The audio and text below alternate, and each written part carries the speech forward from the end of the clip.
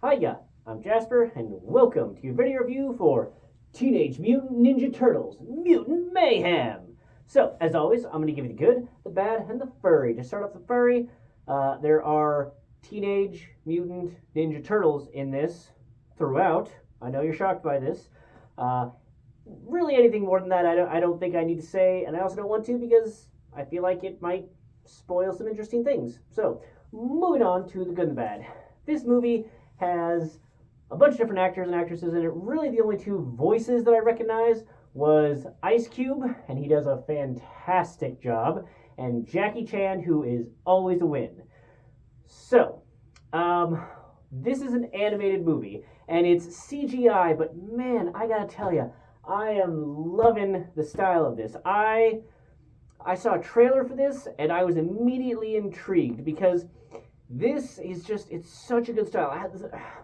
How I think the closest way that I can describe it, especially if you watch it on a big screen, and I think you should. I know with a lot of animated movies you can get away with smaller screens, and you probably could with this one, but I want you to watch it on a big screen because it's that visually interesting that I'm going to put it up there with Spider-Man Into the Spider-Verse, Beyond the Spider-Verse, Across the Spider-Verse, like that level of interesting and Arcane level of interesting, because what they did with this is that it's clearly 3D elements and things and whatnot.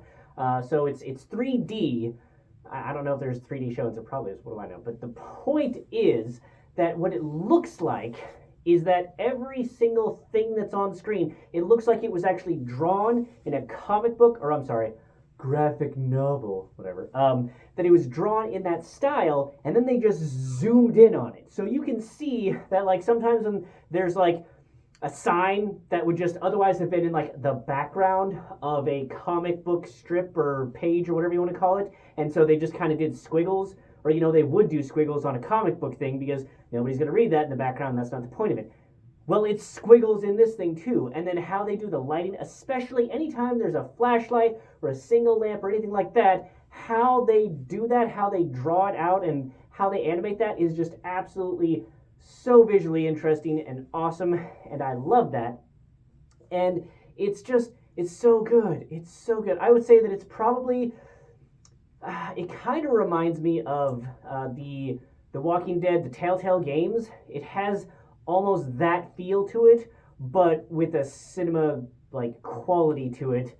The one thing that I will say is that the lip movements were also surprisingly accurate. I don't know if it's just because I saw like a sneak preview early access type showing thing or what, but it almost seemed like the lip movements were a little bit off, like timing wise. So that might just have been the theater that I was in when I watched this, that it was just a little bit off, because I could see the like intricate mouth movements matches the different way, and but different ways in which the person was enunciating things, and it just was like a fraction of a second off. So I think that was hopefully just my theater, but I really enjoyed it. This movie was amazing on so many levels because it acknowledged that pop culture things exist, like that the MCU exists. This is not trying to be a part of the MCU, but it knows that the MCU exists in the modern pop culture. And so I don't know how they got permission to reference so many different things that are a part of pop culture, but I'm so glad they did, because it just brought realism into this animated movie about Teenage Mutant Ninja Turtles, and I just thoroughly enjoyed it. I don't really have anything bad to say about this movie, except really the only thing that I would say is bad about this movie is the fact that for absolutely, positively zero reason, they decided to make April a fat black chick. There was no reason for it. It added nothing to the story. It added nothing to her character. There was no reason for it other than white people bad, I guess. There was just nothing that added to her character by her being a fat black chick. They could have just left her as a redheaded white chick, or just a white chick in general who was not fat, and it would have been exactly the same everything that happened in this movie. Like that, there was no reason to make that change, in my opinion.